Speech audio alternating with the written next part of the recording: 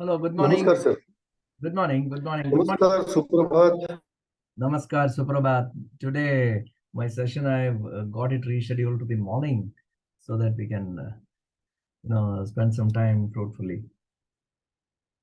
Because normally what happens is analytics and all are a little subjects, if people are not used to it, an evening session always becomes a little bit of challenge, isn't it? Especially when it involves the calculations. I completed the reading of the book, sir. Yeah. And the last chapter, the calculations have been given. Statistics. Standard Yeah, deviation, yeah, variance. statistics. My question is, are we required to solve them in the paper, our examination? I don't think you will be required to solve it in the paper because mostly what happens is you are basically required to essentially understand the concepts more than the Interpretation is part important. of it. And now, since we are having the tools available at ease, Excel, R, and other things, so thank you, sir. Thank you very much. Technology has made it very, very easy for us to handle. Probably some simple questions the examiners may ask. They may be a little elementary in nature. Because what happens is, see, I'll tell you, I was at one time a visiting faculty for teaching econometrics in the management institutes of Mumbai. So Bombay University, many people from different walks of life would join an evening college for doing a part-time 3-year MBA program. But their nemesis would be this econometrics paper because the people with various disciplines would come.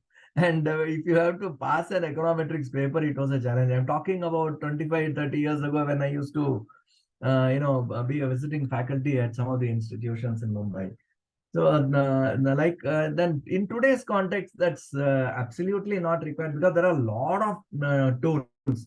You just plot the data in Excel sheet and you'll see, the system provides you for mean, standard deviation, and R square and things like that, statistical coefficients. But what is required, fundamentally is knowledge about the concept.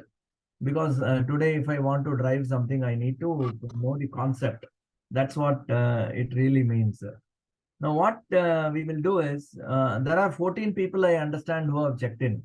So we will. Sir, one more question I want to ask is about the Please. spurious correlation, which is, I think, spurious correlation, which is, I think, missing. When they are talking about the correlation coefficient, maybe in the last thing, maybe we'll be explaining definitely later on. But what I wanted to ask is, in many times we want to, we try to, not want to, we try to correlate some very irrelevant factors, variables. So about that, what you If would you say? honestly ask me, statistics basically looks at patterns, and what happens is everything begins with a hypothesis. You can't if you have even 10 variables, and if you try to build a model, then automatically what happens is what are the variables that are really relevant for your model can also be studied through the system. Today, the more the data points that you have, the system is able to tell what are the points. Say, for example, when you talk about R square, you have an independent variable and a dependent variable. I'm not talking more about this statistics part of it because it becomes very difficult for people to assimilate. Say, what is a dependent variable? Say, for example, your yield is dependent on the rainfall. Let us say, if I'm trying to build a model, construct a statistical model with, rainfall as an independent function and your yield, the agricultural yield as a function of the this particular independent function. Now, your R square is one parameter of statistics, which will tell you the what percentage of a variation in the rainfall is going to have an impact on the variation in the yield.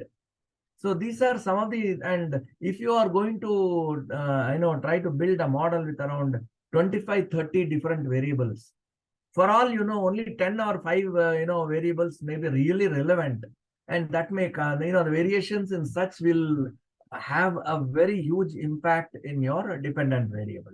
So these are certain things which advanced statistical principles, if you are a little bit experienced and you have the knowledge, you will be able to immediately know. See, I will tell you, we developed a model. When I was in the in the industry as a corporate guy, we developed a machine learning model. Our objective was to bring down the cylinders reaching a customer's premises or a kitchen to be brought down. The backlog, we wanted to keep it within 1 day.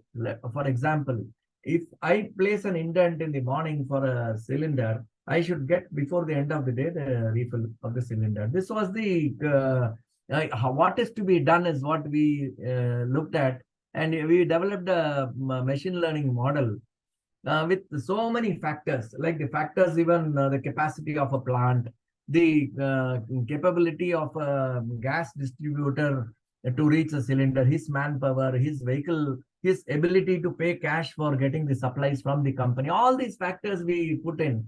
And finally, we eliminated some of the factors which were actually, redundant, and already the information was coming through some other factors. So this some factors we had to remove, and finally we found out that out of, say, for example, 300 markets where the product is sold, if you attack 27 markets, and the prediction and prescription told us that if you attack 27 specific markets on a few factors, a few independent variables that were causing the disturbance, we could automatically bring down the average backlog in the market to less than a day. So these are some of the things which today is possible when you do the machine learning models. If you are able to build, it's a superb science, I would say. And at the end of the day, if a youngster would want to pursue a career as a data analyst or a data scientist,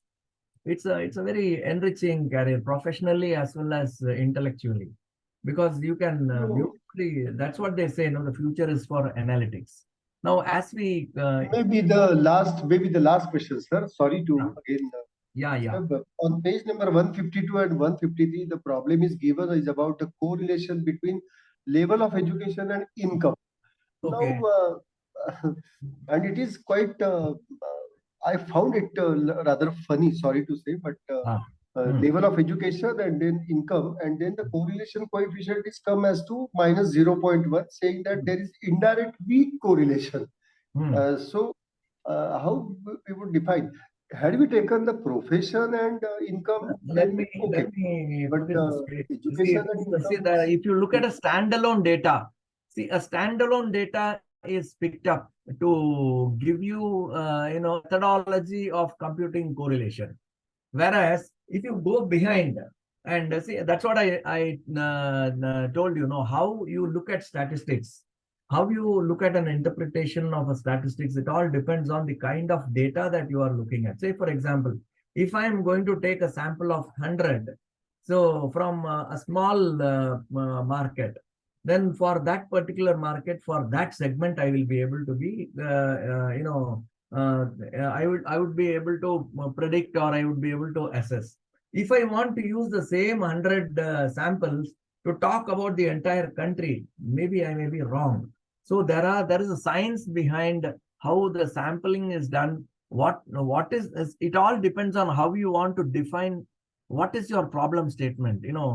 If you can define your problem statement, the sample size and the method of samples will have to be appropriately selected to draw conclusions about population. It is a very, very big science. The science is quite interesting.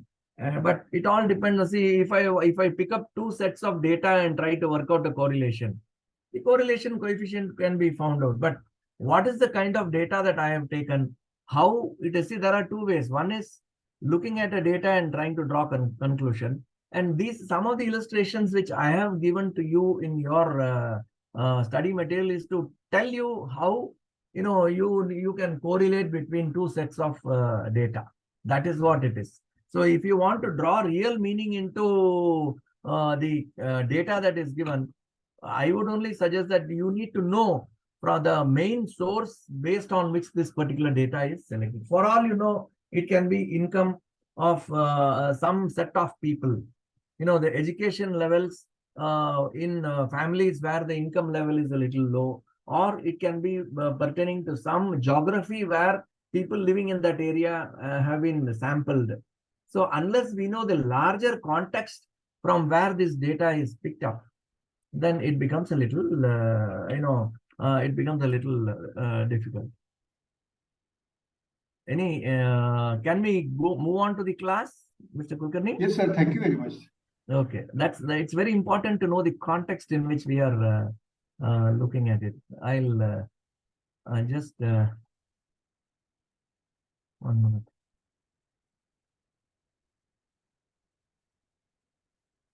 Are you able to see my screen? Yes, sir. Yes, yes. Okay, fine. I think the screen is shown. You are able to see 17th March 2024. Yes, sir. Okay. When I am skipping the screen, you should be in a position to see the previous screen. Are you able to see the previous screen? Hello. It's showing business intelligence and business analytics. Good. I think it's perfect. Good. That's the previous chart. So yes, last Sunday when we took an adjournment, we said that this we talked about what business intelligence is and what business analytics is. I will pick up the thread from there. We concluded on this particular chart.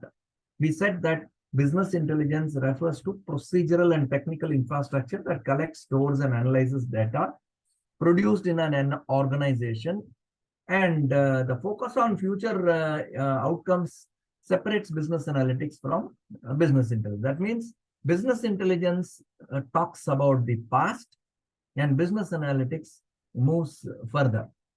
Now, business intelligence, in those days, if you recall, people used to have, when the computers had first come, we used to get a report, we would never call it reports also. We would call them tab runs. I do not know if this, this particular nomenclature people ever, in today's context, those who are, tech savvy will also know.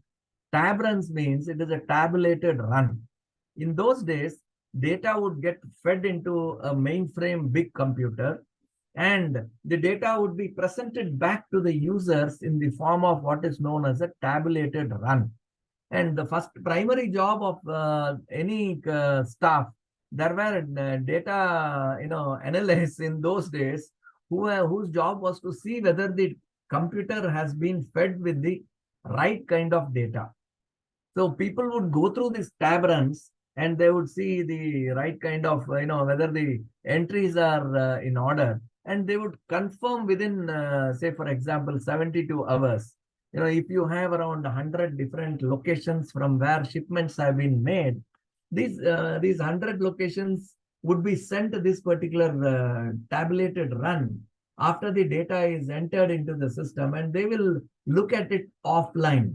What I'm trying to get at is the bills would be prepared manually. The manual documents would be sent to a centralized computer center where you would find a host of around 100, 200 data punch operators would punch the data into the data cards, from where the data cards would be uploaded into the system. And after uploading into the system, it would be reverted to the users to check and confirm the accuracy of the data entered into the system. After that, they would make, they would sort the data and index the data depending on the product, package, SKUs, and the markets, sales areas, regions, and headquarters in terms of sales growth. And then as the data would be collected, they would keep the past data and the current data, and they would keep comparing and sending the reports. These kind of reports over a period of time, were the only reports which were available to decision makers to know about the performance of critical parameters of the organization. Subsequently, what happened with the advent of the distributed data processing coming in, and further to that, your ERP systems coming in, people started collating the data, and the system would throw on an offline basis, at the end of the day, based on the day-end reports and all, some reports which would help people to know the performance. Then on the top of your layer, ERP layer, then with the again, when technology started building up, people felt that data does not reside only in ERP system. Data resides also in several other systems. For example, data resides in a vehicle management system. Data resides in an separate inventory management system if it is outside the ERP system. There are some fixed assets system. There is a human resource information management system. There are, I would say, disparate systems where data was housed. And if anybody wanted to have a report by culling out data from various sources, then it was again becoming a challenge. In order to address this particular challenge of building meaningful reports from various sources of information, this business intelligence system was developed by large IT organizations such as Microsoft, SAP, your Oracle. In fact, I had implemented Oracle Business Intelligence Enterprise Edition in HPCL when I was working over there. And this the data from disparate sources were developed into business intelligence. So what business intelligence essentially is the elementary form where the requirements, the business intelligence information requirements from the data were compiled and presented to the management to tell them where they stand in the with respect to the critical parameters. Earlier, people were struggling to get such information, whereas today, with the advent of a lot of technology tools, people are able to get it. Now, when you talk about business intelligence, they say that it is an effective form of getting to know the health of your organization. But while knowing the health of the organization is one thing, then what is to be done further is what the managers wanted. And therefore, analytics as a subject of study and, for a corporate world emerged when people realized that today the technology can provide them what has happened in the past and where we stand based on what has happened in the past to what is going to happen in future. And the next level is what should happen in the future. One is predictive, the other one is prescriptive in nature. So this is what analytics is all about. The business intelligence, I would say, is a subset of business analytics. Business intelligence tells you it shows the rear view mirror, whereas business analytics helps you to go forward in the organization.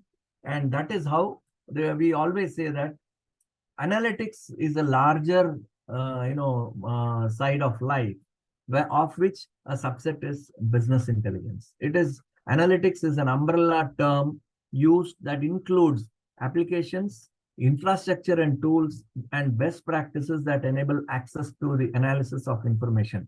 One more challenge, like I mentioned in the last class, I would like to reiterate is, if you have people, it is not that organizations have difficulty in implementing business intelligence as a technology. Technology is available, but what happens is the culture of the organization plays a vital role in in building business intelligence and analytics based applications in organization, because people are traditionally used to looking at the way they do the business, the way they had been doing, looking at this analytics and business intelligence based reports for ages.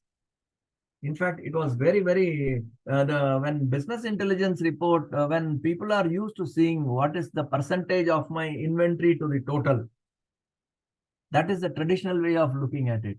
Now, the moment you drill down if I want to bring down the percentage by 1%, what do I do?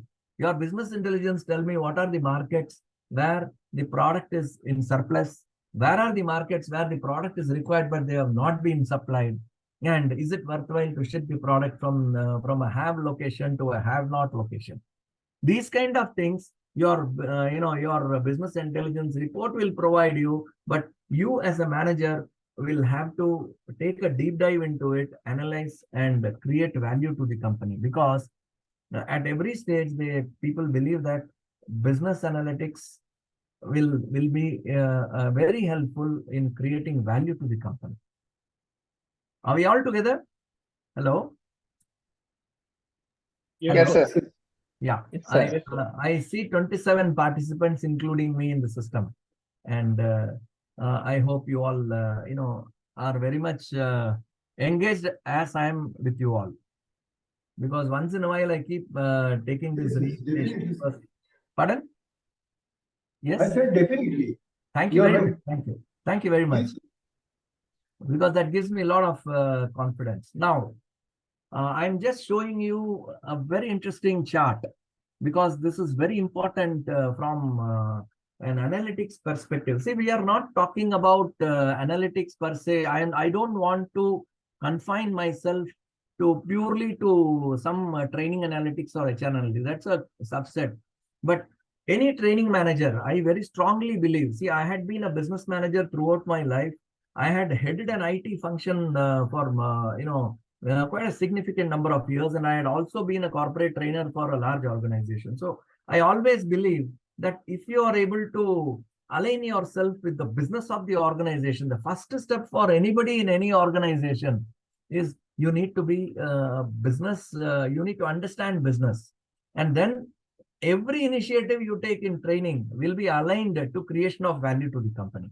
Now, when you talk about business intelligence and analytics, the level of complexity for a business is defined by the business value it provides. Say, for example, when you talk about at the lowest level of business value, the first stage they say is reporting. The business intelligence talks about descriptive statistics. I would like to say average number of employees, average number of total average number of training hours which every employee is getting. See, we had a policy where every employee should go through 2 training programs. So what would happen? As I know, if I have my metrics will be around delivering 2 programs to every employee. So we would compile the metrics accordingly. But it is a simple metrics where the number of programs attended by and total number of programs conducted, total number of average number of participants, and then you will find out that on an average 2.33 or something like that will come, and you'll be very happy clapping in a meeting that I have done so many programs, we have achieved the objectives. But what happens when you take a deep dive into it? You will realize that the training program, some guys have not attended any training program, and some guys whose performance rating is so poor and they are nuisance to the bosses in the office are sent for training programs so that there is a good riddance of a bad rubbish. And third thing, it was also observed that some guys have attended more than 7 or 8 programs because they had the penchant to learn, and people were also very happy to nominate programs because their average number of training programs per employee will shoot up with the number of training programs being shown as high. Therefore, the average actually did not reveal the effectiveness, because the training, a simple training metric is an average number of programs per employee. So then what exactly the metrics had to be changed was number of competency based training programs. Again, a small effective way of looking at it. Number of competitive based competency based training program now where the employee was nominated versus how many the employee attended. Then what happens if a guy doesn't get you did a competency mapping exercise identified so many employees, have to be about 13 or 12 competency areas, that indicators that you identified. Against these competency indicators, you started identifying people who could be nominated to build such competencies, and how many were nominated and how many were attended the programs. This metric started giving an analysis of how well the training department had done a competency mapping process against every employee who deserved to go through a one particular or two particular competencies. And second thing is how how many people really took it seriously and went for the training programs, which in both the cases, if in one case they have not been nominated, that would speak about the inefficiency or otherwise of a training department. If a guy did not attend the training program, that will also throw out factors. When you take a deep dive, why did a guy not attend the training program? His boss did not allow him. And he was on leave, on approved vacation when the training program was nominated. Third thing is Mr. Jagannath Kulkarni, you raised like you are mentioning about even after nomination, people are reluctant to attend the training programs.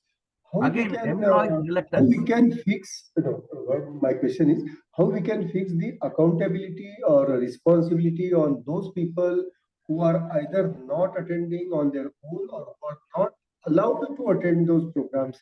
Because what happens, whatever infrastructure, logistics and other arrangements have been done, it all goes waste. Means even before calculating ROTI, training investment, it fails in the very first phase. So how to make you are absolutely right. I will tell you, you are absolutely right. When when an employee is reluctant to attend a training program, there can be several reasons. Like I told you, one, the boss is not comfortable releasing that employee. Two, the employee is probably planning for a leave. Three, the employee has been nominated to a program which is not relevant to him, because there are very many times the training department wants to fulfill their key performance indicators. And that is why I'm telling you, when you talk about building what gets measured gets done. You put a right measure in place, put a right analytic system in place, and you will be able to measure the right kind of results. This is where your reporting analysis at an elementary level becomes very important, though it creates significant yet a little low value.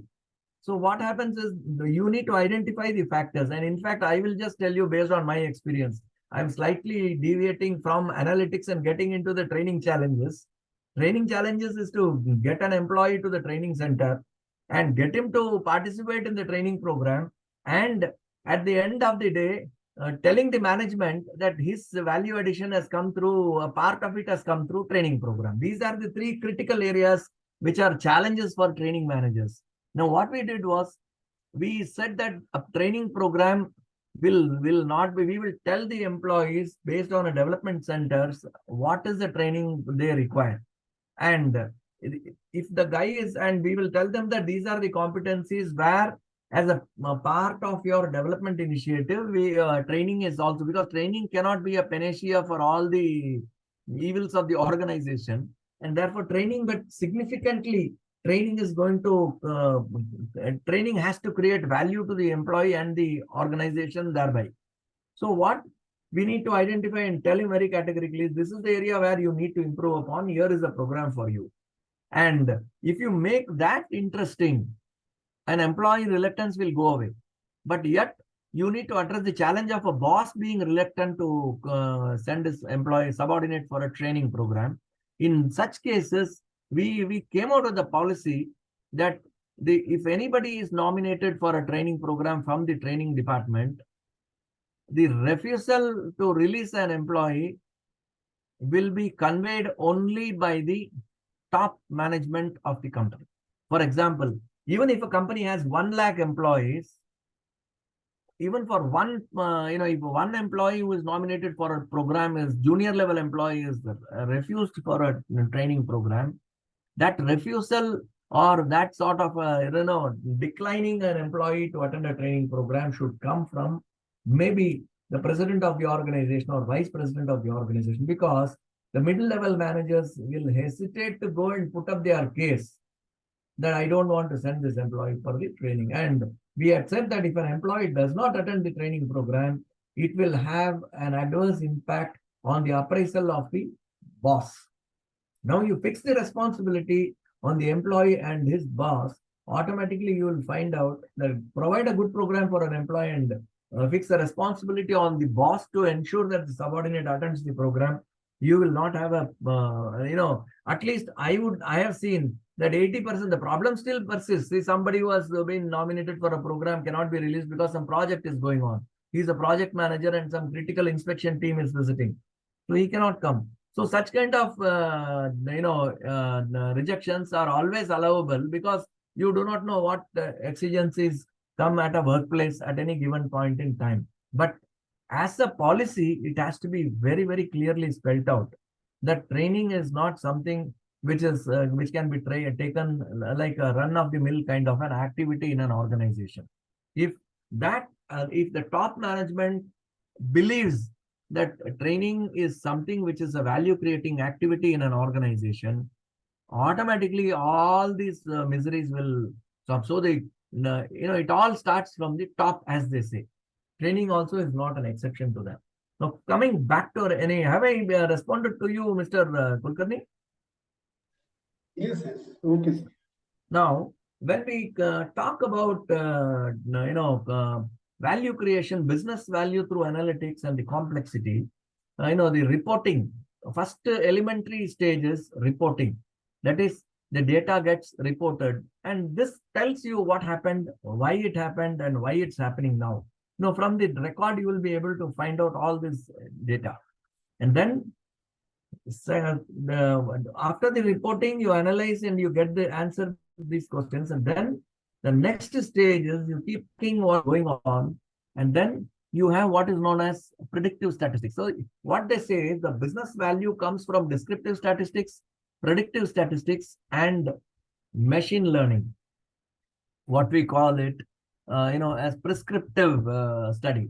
In predictive, what happens is your behaviors, trends, patterns, and relationships can be beautifully predicted using forecasting tools and business models, where again the success is based on what your problem statement is. And if you have an independent activity, any trigger happening, your company takes a policy that every 3 years employees will be transferred. No problem, that is a company policy. But somebody comes and says, every 3 years, an employee who is working in North India will have to work in South India. A guy is working in West will have to go to East. These kind of crisscross movements, if they happen, then here this is an independent variable which will have a decision on A, employee engagement, B, employee attrition, C, you can say employee absence. Now, if these three are the factors you want to study, why employees are absenting, and if your independent variable is transfer, what happens? A guy who is sitting in Mumbai is transferred to, say, Kolkata. He is well entrenched in Mumbai. His family is in Mumbai. His children are studying in good school. And he is in the age of around, say, let us say, what is his age also can be one of the factors. So if he's in the age of 40, 42, children may be going to 9th standard, 10th standard, or a little older, they may go to 12th standard. So he may not want to take his family to the new location. So what he will do, he will immediately relocate himself on a single status basis. Once he goes to the new location, his mind is not in the job, but his mind is to get back to his base location, where his family and children reside. And every second day, you will have some, if the family is unwell, there is a call from home. My wife is, our children are not well, something has happened. He will immediately take leave and come. Suddenly, he will say, my son's examination is happening. I would like to go and take leave. One more reason he will have, my parents are in Mumbai. Therefore, I want to take leave. My father is old and he's not well.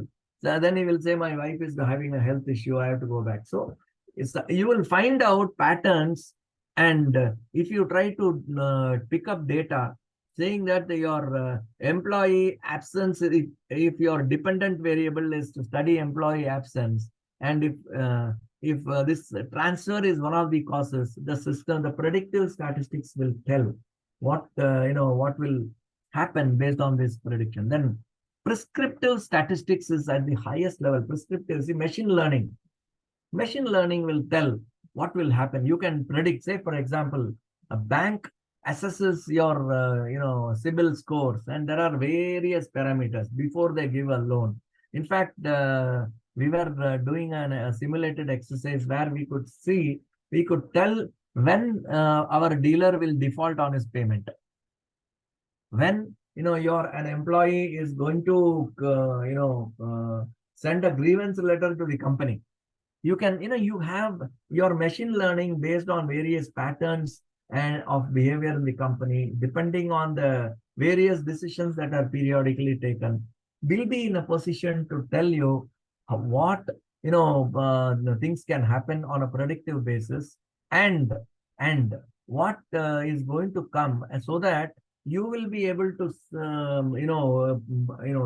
have you can know this is going to happen, so that you can take appropriate decisions. Say, for example, like I told you, an employee who is in the second year, or within 1.5 year, 18 months, if it moves out, it is for higher education. So when you can, as a part of your prescriptive policy change, you can always say that, okay, fine, I am going to recruit a guy who is going to be with me for so many years. And if this guy will be leaving, we need to find out what are his plans are. If he is going to have good plans, there is no point in taking that guy, because he is not going to settle in the country. He is going to go abroad for higher studies. And so we'll have to lose him after probably a year or so. He's only a bird of passage in the company. So these kind of decisions can be taken based on the business analysis one does.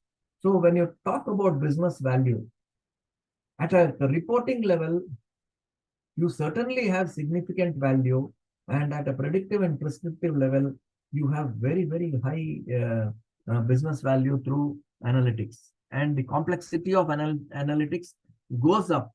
At an elementary level, the reporting is there. A little complex is analysis, and at a forecasting level, it is you need to have a very strong idea about forecasting models and all. As for a business manager, say for a training and development manager, you don't have to know the statistical tools and all for forecasting and all. All you need to do is you need to identify what is your problem. You need to identify what are the possible factors that can be responsible for the problem that you are having. And there are data analysts, data science, there are data experts who will be able to build a model and tell you how you can resolve your issue. And that is where your job is not in knowing the techniques of forecasting or techniques of machine learning. Your job is to understand, your job is to define the problem statement and the possible factors that can be attributed to your possible statement.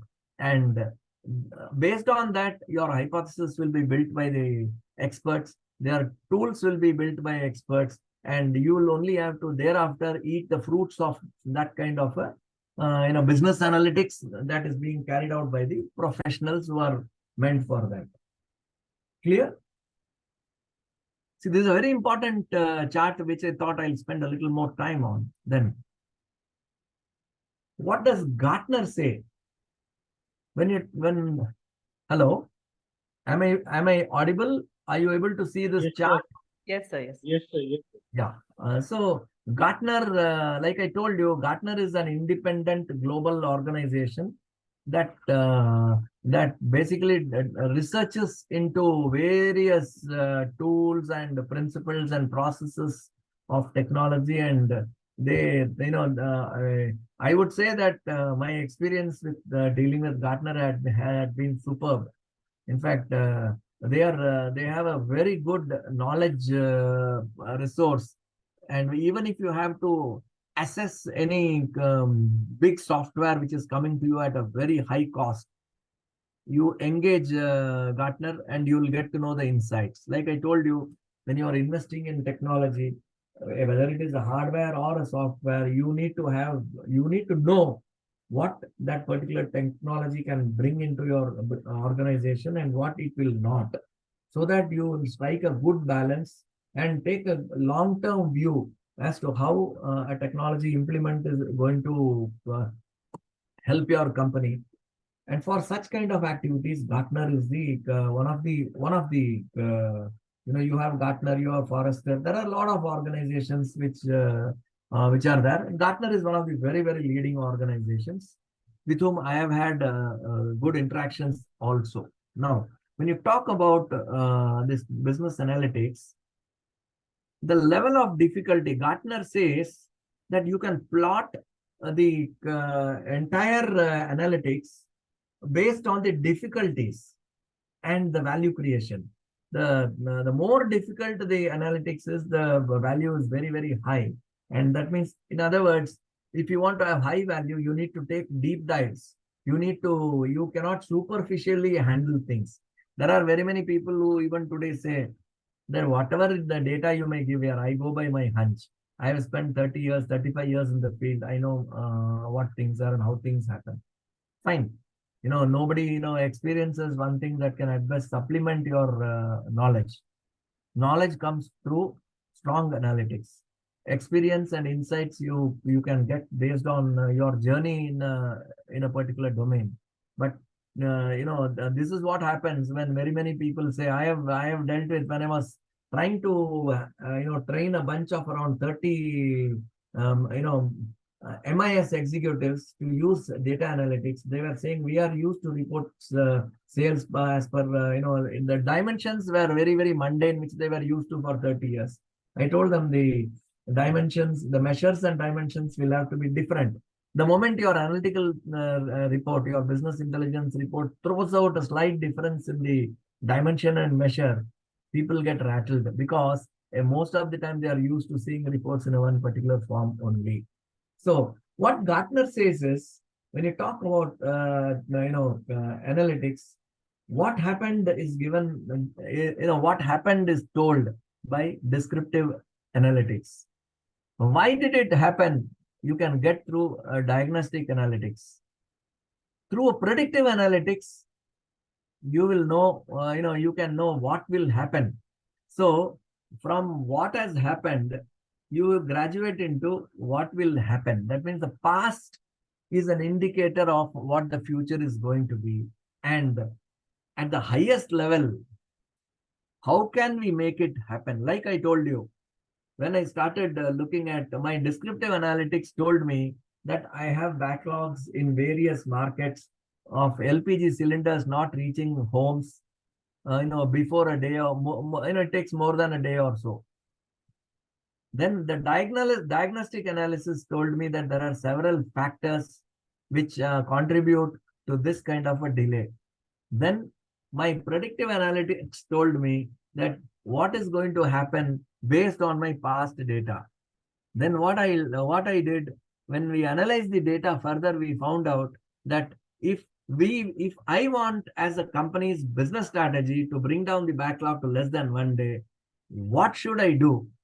So these are the four, this is how the entire business value can be created through analytics. So what it says is, your information through your descriptive analytics, provides you the hindsight. Your diagnostic analytics and provides you the good insights about, and predictive analytics supplements it, and your foresight can be obtained through predictive and prescriptive analytics taken together as you move along in the value chain for your company through analytics. Any questions on this? Hello? No, sir. Is it clear? Is the concept clear? Hello? Yes, sir. Yeah, please. I hope the people who have switched on are also engaged along with me. I do not know. I am not able to see the faces. Now, how do you ask a BI question? Now, the entire science behind BI is humans have a tendency to think in a multi-dimensional way, even though they don't realize it. We often want to see a particular value in a certain context. For example, I just gave you some illustration based on these statements. See, when you business intelligence as a system, the analytics have been built on this philosophy that humans, whether they want it or not, they look at dimensional, in a multi-dimensional way only they think. Say, for example, show me the ratio of overtime to units produced by month, by plant, and the units produced. See what, when the moment you have, when you visit a manufacturing unit as a management or even as a training manager, what you would want to know is you just want to see how much this, plant is doing. You will first ask is what is the volume this plant is doing here. It has a 20-ton capacity, 30-ton capacity. It can make 500 units, 5,000 units. Okay, fine. So many units it can produce in a month. Now, tell me how much, what is the productivity of the employee in terms of during office hours, how many in 8 hours of a shift? What is the average production per employee? And if you stretch it with an overtime of say 2-3 hours to the employees, what is the average? Then what you do after that? The next question you ask is, why is it your average in this plant is less? Because I visited some other plant and there the average is a little more. That means these people have some problem. What is the problem? Next question. Then you, in your mindset, you say, my average across the plants is coming to this. And vis-a-vis the all India average of 10 plants, your plant is high or low. That shows the efficiency of your plant against the average and vis-a-vis the other plants. So this is how one by one your deep dive will get into analytics, will help you to understand and diagnose. This is called a diagnostic analysis. And you try to get what is right and what is wrong in a particular unit. And what you do when you know what you see, in this case, overtime, that is a measure.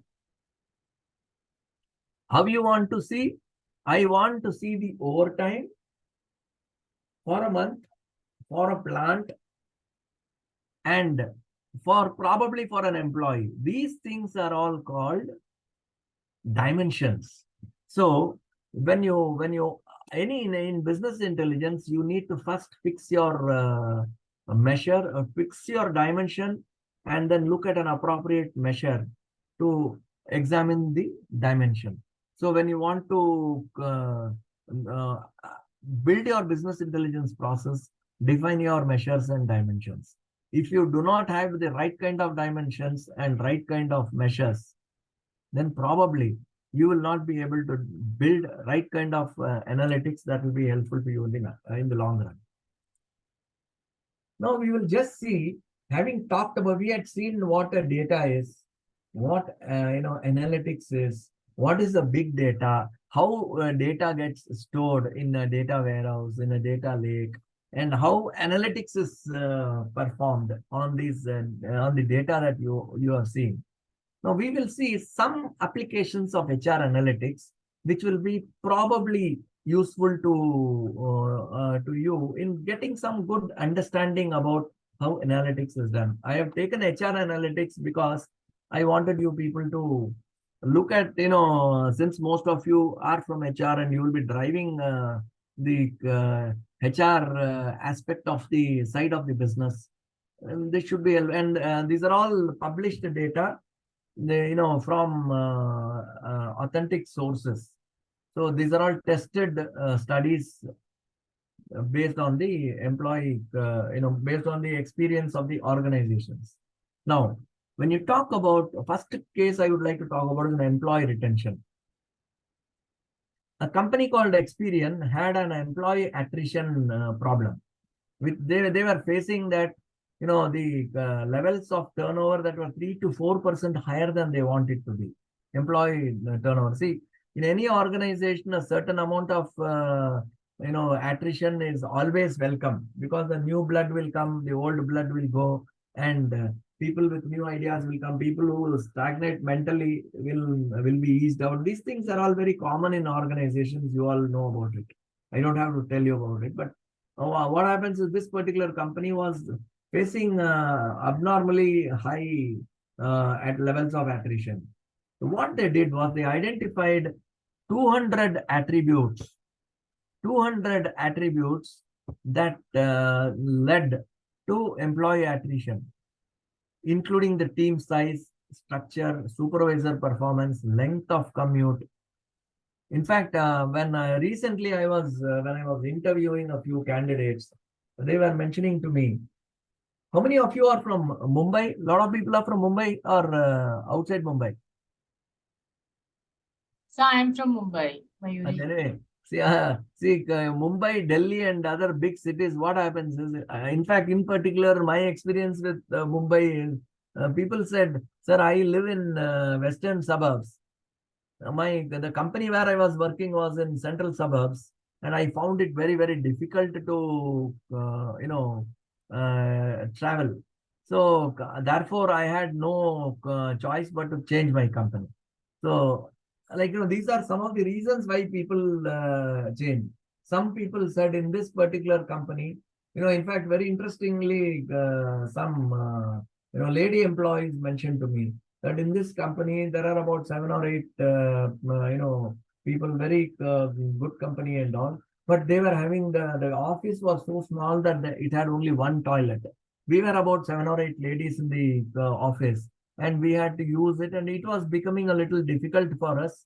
And so I decided that there's no point in continuing this. If there are like this, several reasons are attributed to when people leave an organization.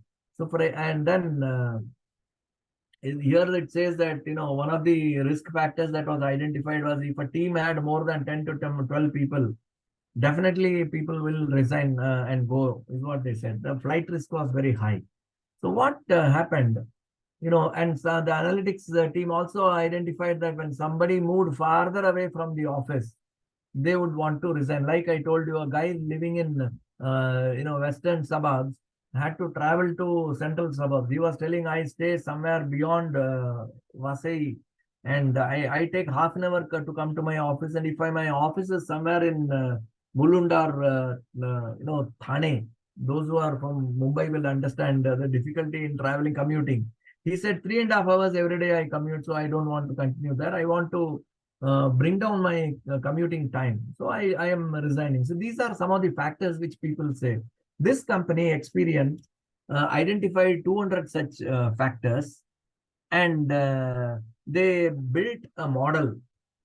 And this model was rolled out in multiple regions. Say, for example, if an organization has its offices in Delhi, Bombay, Calcutta, Chennai, Hyderabad, Bangalore, larger cities, they rolled out the model, and they found out that when they built this model, they had some prescriptive analytics which told them that they need to build in some good management practices also.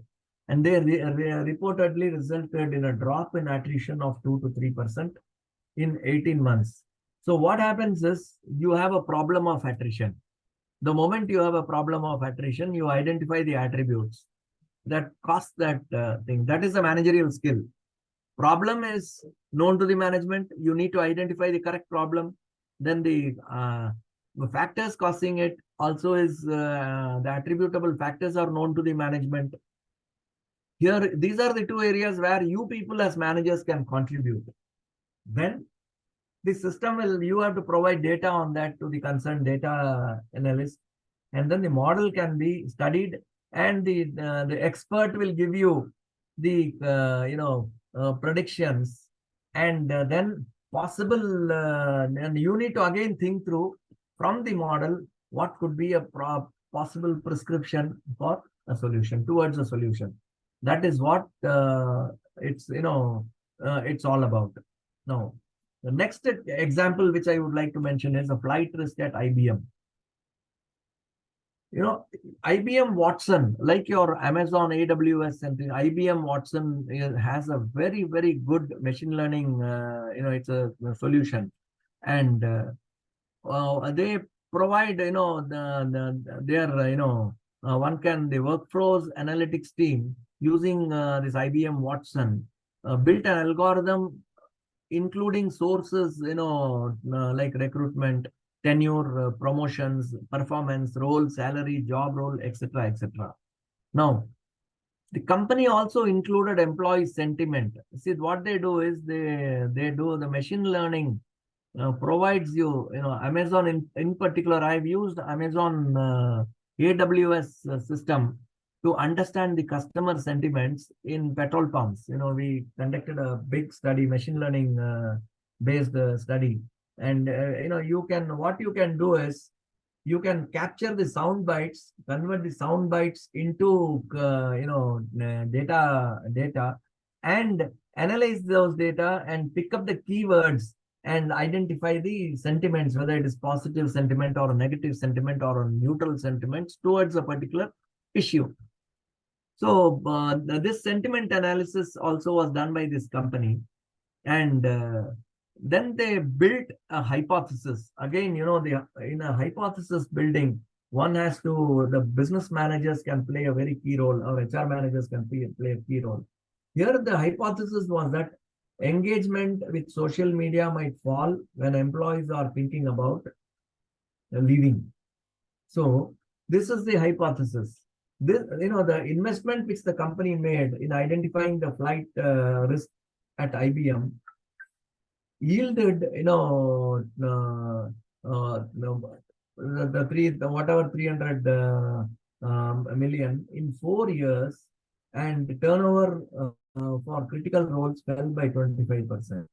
So this is how this company had created value to the organization, leveraging analytics. In fact, the productivity also improved while recruitment cost did fall down, because cost of recruiting an employee is very high in today's context.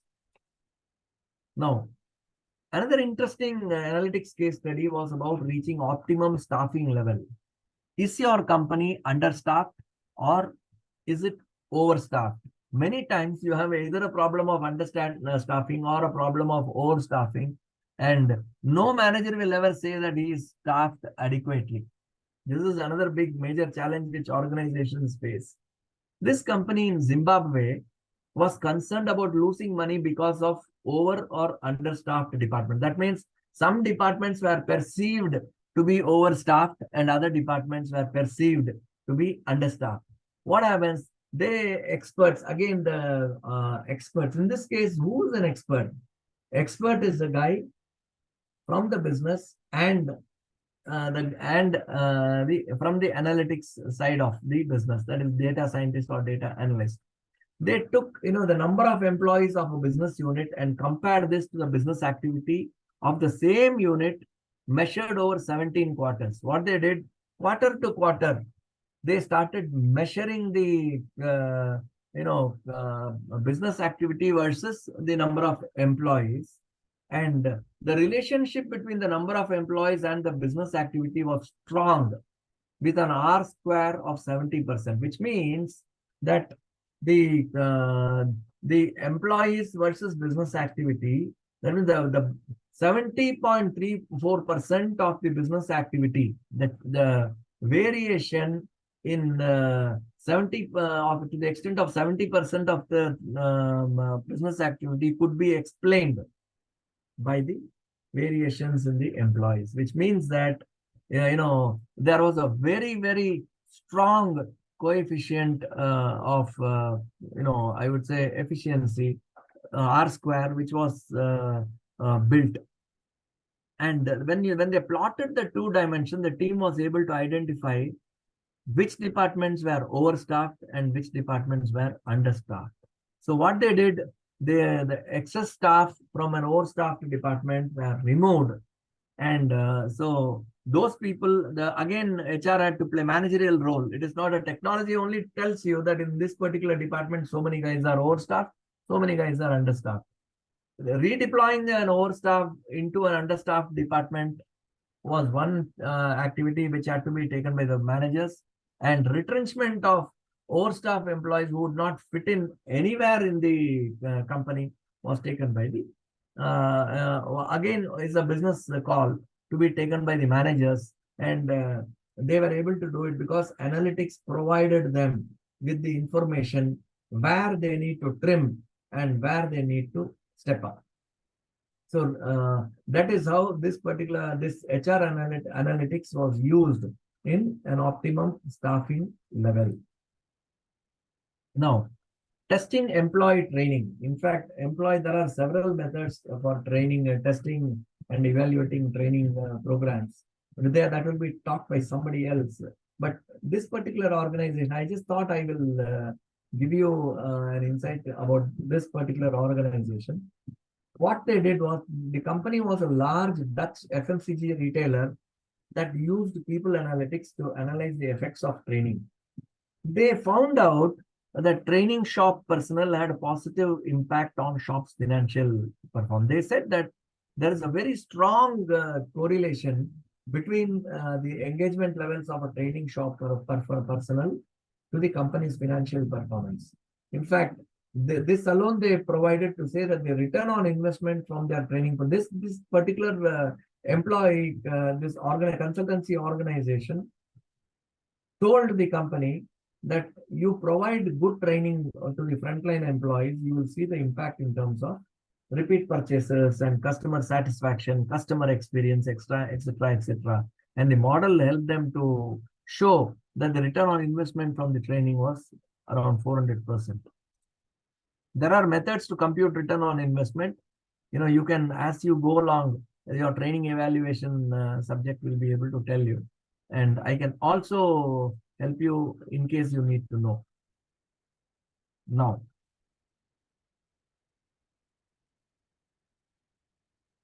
sick days on EON. The people analytics also helped EON to tackle employee absence. Like I told you, employees were seen to be absenting more in a company where 40,000 people were employed. Now, the analytics teams, they were wondering, when you talk about analytics, you should know, see, analytics is not the job of a technology provider. Analytics is to be built by the concerned person who knows to define his problem statement. It comes from the knowledge. An HR manager is an analyst, and technology is only a tool which experts will leverage and give you the reports. But your problem, you know it better than the technology guy. Please keep that in mind. See, the analytics team in this case formulated 55 hypotheses. Now, Mr. Jagannath Kulkarni was asking me, if you have a correlation between any two numbers, you will get one correlation coefficient, but how do you know the relevance? Here, what is to be done is you build your hypothesis and then you test and validate the hypothesis. In fact, what they in this particular case, when somebody is absent, there can be 100 different factors for somebody getting absent. I told you how people take leave. If a guy gets simple, transfer is the cause. The effect is absence. And transfer in a young age, no issue. Somebody may like the place also. Transfer in the middle age, that again has a factor. So if you take the age bracket of people who are getting transferred, you will get so many factors coming in. So this is what analytics tells you, to take deep dive to analyze it and come out with the real factors. So this particular company formulated 55 hypotheses, tested 21 of them and validated 11. And one of the examples in the report was that selling back untaken holiday did not increase absenteeism. What did increase the absence was a lack of a long holiday or not taking a day or two once in a while during the year. If a guy periodically takes his approved leave, planned leave, scheduled leave, and takes 1 or 2 casual leaves in between, he will not remain absent for longer, is what the analytics revealed. Somebody said that the company is, if you don't go on holiday, you can encash the holiday. This is what is called selling back untaken holiday. Somebody said because you are having a policy of encashing holidays, people sell it back to the company, but they remain absent. But what happened was, the real reason for increased absence was lack of a long holiday. That was the reason. Even though they are encashing it, yet they are keen to go on holiday because that is having an impact on your day-to-day, I would say, the work pressures. And the work fatigue prompts them to absent from work. This was a beautiful study done by the analytics team. So this insight was communicated to the managers, and the holiday approval policies thereafter started getting improved in this particular company called E.ON. Now, another interesting analytics application came from a company called Clarks. Clarks is a shoe retailer, and they were trying to see whether engagement of employees led to good financial performance, like the company we had seen earlier. We had seen an example.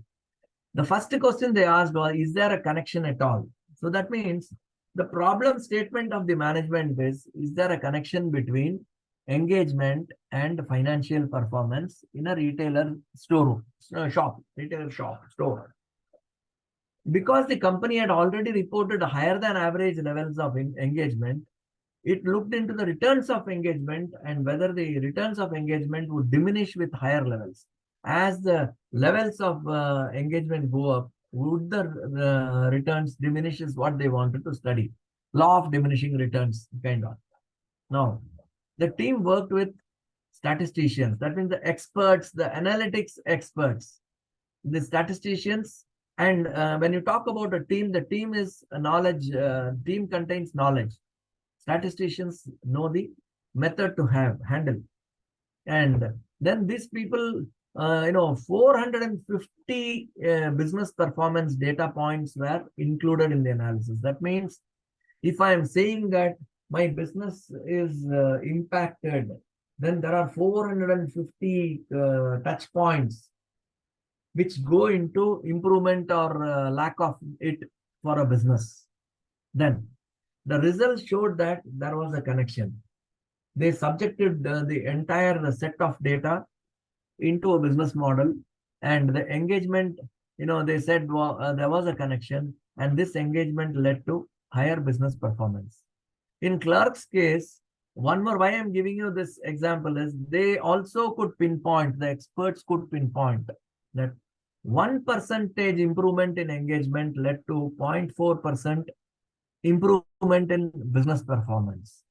So that means engagement, you define engagement using certain measures, you define performance using certain measures. And if you try to build a model, the model stated that if 1% improvement in engagement is shown, the performance improvement is to the extent of 0.4%. This, why I'm giving you this example is you have business models that can pinpoint exactly the impact of a cause towards an effect, because you have a huge data. This is where your big data and your large volumes of data and appropriate data and right kind of data will help you in knowing. With this insight, what the company did, the team was able to create a blueprint for high performing stores. In other words, they tried to benchmark model stores, and they said, in this model store, this is how the performance will have, employee engagement should be defined. And then they created an engagement toolkit and they gave it to the concerned managers. Probably these kind of activities your training department would have held, building an engagement toolkit and providing it to the managers, training the managers on the engagement toolkit, how to use it, and getting the employees used to the measures defined in that, activities and measures defined in the toolkits. all these things. Probably the training department would have taken charge of. I am not very sure. And the company's people officer said the UK retail business has systematically outperformed internal targets and external benchmarks year on year. We have grown market share too. What I'm saying is, any initiative, whether it is, you have a problem on hand, you identify the factors, you narrow down the key factors. These are all analytics. So to identify the factors, you need the knowledge, business knowledge, you need the employee related challenges, then give it to the analytics expert.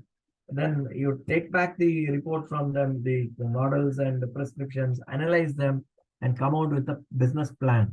That is how end to end this clerks, shoe retailer clerks leveraged business analytics and improved their business share in the market. Now, Shell, engagement at Shell. Shell is a company you all know. It's a global energy company. And this company also conducted a study, and it found out that engagement has to be linked to superior performance through improved safety practices. Oil companies focus safety as paramount. Employee safety, even if an employee does not hold the railings while climbing down the stairs, that is considered as a violation to a safety practice. If you do not wear a belt, an employee while on, even while he's going back home in his car, if he doesn't wear a belt, that is seen as a violation to a healthy safety practice. And this company, because energy companies strongly believe that you should never compromise on the safe practices, because the industry, the business domain is like that. And a 1% increase in employee engagement resulted in 4% drop of recordable case frequency, a key industry safety standard. Safety performance was in turn directly related to business performance. If you operate safely, your business performance shoots up. This was a finding of Shell when they used analytics. Talk about Unilever. See what Unilever did. I just when takeovers were happening, to get to know the employees, mindset, and to know how employees' attitudes, moods, and their feelings were, they used an automated listening of the people, what they talk and all. And when they analyzed the data, they could see the employee sentiments. This sentiment analysis is a very, very common system nowadays being used by companies, because it's now possible to identify keywords and build sentiment analysis of positive, negative, and neutral by companies. In fact, Amazon, I've used the Amazon AWS system, and it's quite effective. And according to the president, they said the information we provided helped in both putting together cost reduction plans and providing information to back up the feasibility of our growth plans. So when the companies do mergers and takeovers happen, the most impacted lot or people, the uncertainties are are more prominent for the people. Because what happens is when companies take over, they will first thing they are afraid is about their job security. Second thing is they know that this company, see, when I joined some 40 years, Hindustan Petroleum. Hindustan Petroleum was a company which came together as, Caltex and Esso and other small companies got together. And that's how Hindustan Petroleum was formed through an act of parliament. And companies had different cultures. The culture of Esso and culture of Caltex was totally different. Both of them were from US. But still, culturally, they were different companies. What happened was when people merged, the biggest challenge was to get both the groups work together in organizations, because both the set of employees came from different organizations where the different culture was prevalent and people had different set of pay scales. Everything had to be brought under a standardized platform and people had to be carried, made to work together. So these kind of challenges organizations face whenever there is a merger. And at that time, knowing the people, knowing the feel of the people or the mood of the people and their attitudes gives a great help to organizations, especially the HR functionaries, to balance the engagement levels post merger and helps them tide over the employee related crisis of giving a golden handshake or retrenching people, so on and so forth. To summarize, I would like to only say that the benefits of analytics, we had seen what analytics is, how analytics is built, the two, charts we saw, and we saw some employee related experiences, the company's experiences on how they benefited leveraging analytics. And to summarize that, I thought we should just pick up a few points. One is data analytics helps the decision-making process in organizations. Decisions based on information, trends, predictions, and prescriptions help to reduce the risk of uncertainty. That is also established. Then analytics helps people to solve problems and issues since crystallized and data-based information is available. Predictive modeling helps to get into root cause of issues and take preventive future issues effectively. And then analytics provides information and various levels as a result of which one single truth across the organization prevails. If you see, the chairman also sees the same data, same information, same analytical report as the frontline guy who is going to do it for his domain. So what happens? That is when you introduce a business intelligence system, you will have a single truth which is available across the organization. And in fact, very many times, I do not know how many of you have been experienced to sit through sales reviews and analysis. In many organizations, most of the times the sales analysis is done by people who keep fighting over the accuracy of numbers. The subordinate, when he presents a picture, will say, I have shown 8% growth over last year. And the boss says, no, figure says you have not grown at all. So half the time goes in reconciling the numbers. Whereas the moment you implement business intelligence system and put through business analytics principles in organization, you will know that there is only one number that moves around in the organization. You will not unnecessarily, lose efficiency by wasting time in trying to reconcile numbers, because there is only a single truth. Whether the chairman sees it or the general manager sees it or a president sees it or a director sees it, the number is the same. Similarly, contemporary AI/ML tools provide more strength to analytics of huge data in organizations where predictions and prescriptions are authenticated effectively. Now, I'll just share some useful terminologies when you talk about this analytics and organization support. One is decision support system. What is a decision support system? A decision support system is in an organization is an information system that helps a manager to take decisions. If my decision support system provides me right kind of information, I will use my judgment, determination, and sequence of actions based on the information I have, rather than depending on my hunch. So what happens? It is thus an organized collection of people, procedures, software, database, and devices working to support managerial decision making. That is what a decision support is. When you talk about organizations, a professional manager relies on a decision support system to drive his business. That's in a nutshell. That's what this terminology is all about. Then the second terminology is online analytical processing. It's very important. See, there are two things. One is an offline analytical processing also, is there. Where what happens is when you do a business, you close the shop and next day morning you give the reports. Now, In an online processing system, like a typical banking system, if you're running a banking system, you have your system is online. At any point in time, you can transfer money, you can take it, and the moment you see, you can see a report of what you have done. Your app provides you everything instantaneously. This is the result of an online analytical processing system in place.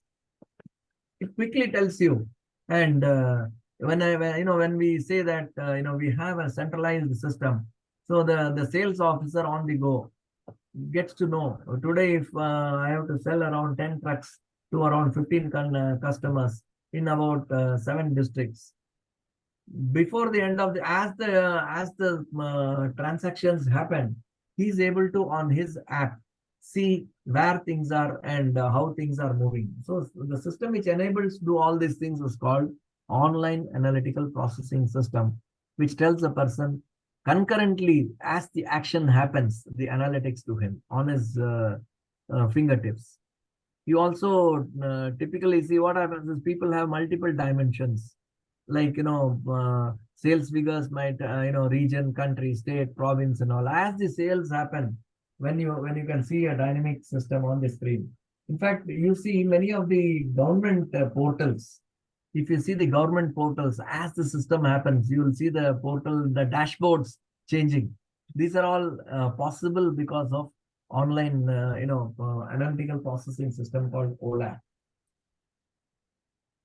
Now, there is also something known as an online transaction processing. Online transaction processing, they are data processing methods and software focused on transaction-oriented data and applications, like your simple banking system. It provides you, helps you to transact and then provides an analysis. So OLAP, if it gives you an analysis on an online basis, it is an OLAP system. And the moment you transact through that system, it is called an online transaction system. Now, the third concept which I would like to talk about is algorithms. What is an algorithm? Algorithms are extensively used in programming, building models, which leads towards insights. Say, for example, suppose I want to do something. I want to make an analysis.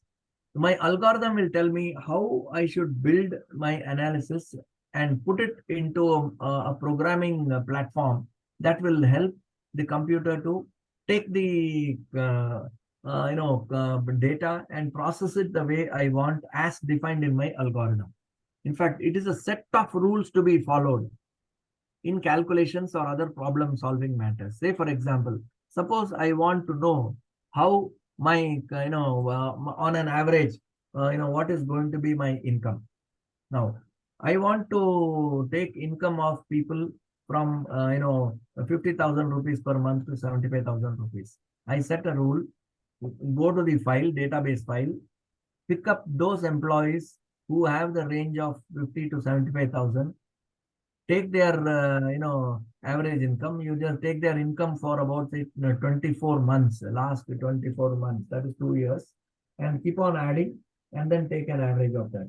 Then you give another rule, you frame a rule saying take the employees. If an employee has absented out of 24 months, say about 6 months, remove such employees because they are all called, we would like to define them as an outlier. That means this data will unnecessarily spoil the average, and it will not be the correct representation of an average income. So when you are working out such statistics, the rule that you set for a computer to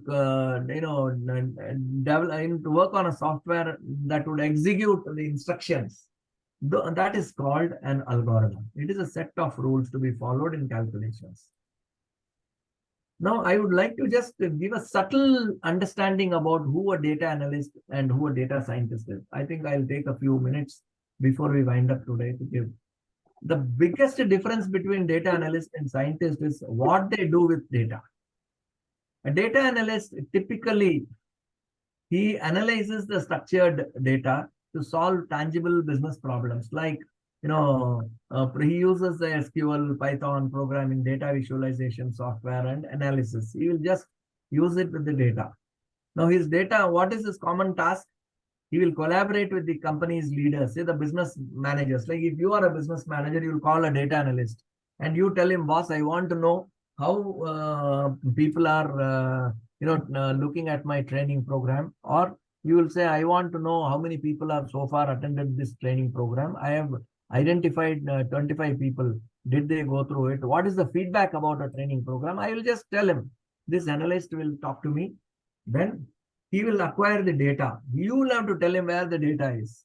You will tell him that, see, we have created a system wherein the database is available from the training management system. So TMS, let us say. So he will go there, look at the fields, and he will clean and reorganize the data. And then he will analyze the data and he will present the findings to the boss. Saying, boss, in this particular case, out of a 5-point scale, your employees have given 3 marks only. But this there are some younger employees who have gained more. There is an employee in the age group of say 25 to 30 have rated this program 4.5. And in the written test also, they have scored higher than the older employees who have taken this training program. Like this kind of analysis will be given to you by the manager, which you can present it to the management and move ahead, saying that this particular program, if I want old employees to succeed through this program, what should I do? Or if I want to eliminate this old employees from participation, what should I do? Is it should I make a new program only for such homogeneous groups? We need to look at it. These are all managerial decisions. Now, a data scientist deals with the unknown by using, see what happens is that data scientists will immediately build machine learning models. They may automate their own. So this calls for very, very advanced version of knowledge of statistics, machine learning programs, and this machine learning software system and all. They also do the gathering, cleaning, processing raw data, designing models. Their job is to design models. Their job is to understand and build algorithms and do mining of big data sets. They develop the tools which will be used by data analysts subsequently. They build visualization tools which will be again used by the analyst. And they write programs to automate data collection and processing. So this is the subtle difference between a data analyst and a data scientist. To conclude today's discussion, I would like to mention that when you talk about HR analytics as a domain, because earlier I had been talking more about the data, the hype about data, industry 4.0. Then we talked about analytics, and subsequently I gave you illustrations on coming closer to the analytics domain, how HR analytics plays a major role. And the Bernard Marr, I would suggest you people to go through his videos, this Bernard Marr's videos about analytics. It's excellent. He says a company which understands its employees is without a doubt better placed to keep them motivated, happy and productive. But a great deal of care will have to be taken to gain this understanding in a manner that is transparent and in line with people's expectations of privacy. That is what they say. HR analytics has a very big risk of employees getting to lose their privacy, and responsible managers need to handle this issue very, very carefully is what it says. That's what they say, because HR analytics, the way you take a deep dive, it will show you fantastic insights. I can challenge that. I have seen that and I had the pleasure of looking such insights. But it is a very, I would say, a double-edged sword, which the matured managers will have to handle the way. I think we will talk a little more on this HR domain as we go further in the next class. Can we adjourn the class? It's 11:30 now. Yes, sir. Any feedback that you all want to give me? So just one question, if I may. Yeah, can you please? So will you be sharing the presentations with us? I have already given the presentation for the first 2 sessions. This session also I'll share it with Miss Usha Muralidhar Madam. And I will also share this. First 2 sessions I have already shared. See, I don't want to share the session before the class happens, because that will take out the charm, and some people have a tendency to care, the presentation is available, the material is available, why should I sit in the class? In Definitely, fact, that is why I prefer to speak, though I put a chart, I prefer to speak out of my experience of driving analytics from the front end and having experienced the the joy of implementing analytics. And that is why I keep always talking about business in the forefront with analytics, HR to support the business. That is very important because Agree, sir. Agree, sir. Yes. you all understand Dave Ulrich model, no? And Yes. yeah, and just that's he is, I am a great fan of Dave Ulrich also. So, so that is the reason why I keep talking more, because I can show some numbers over there, but it may not make much of a sense because you as managers will have to understand the concepts, and anybody else, even today, people, young data analysts, young people who can write some codes and all can be leverage. You can catch hold of somebody, even your children, you can catch hold of and give them the database, and you will be able to do good insights which you can use as manager. Because our Definitely, sir. thinking Definitely.